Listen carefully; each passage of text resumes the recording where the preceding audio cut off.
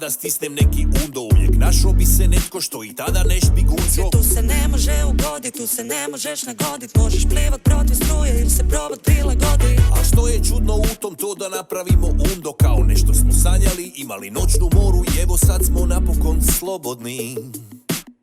I sve je isto kao prije. Treba nam samo jedan undo i ništa clear history. Sad znamo što nas čeka ako ne budemo prisutni, to si lijepo zapamtimo. I ovaj put puno pametnije, ne bi tako uspavan, pratit, djelovat konkretnije. Sve će to na kraju bit čisto okej.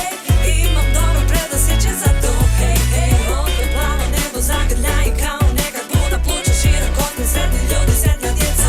Sve će to na kraju bit čisto okej.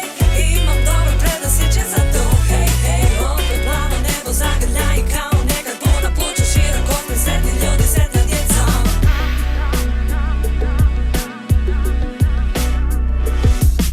Svijet bi mogao biti bolji nego prije. Samo izbacimo ono što ne valja, sve dobro forsiramo i pametne prosipamo.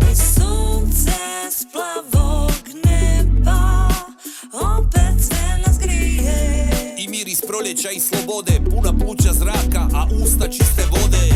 Muzika je dobra, stari dobri ejti. Onaj kick, onaj doboš, onaj Blade Runner synth. Kad snaga ljubavi pobjedimo. Svijet će znati mir, rekao je slično Hendrix Jimmy. Ali je mi sve stalo u kiticu, pa sam ga malo striki. Sve će to na kraju bit čisto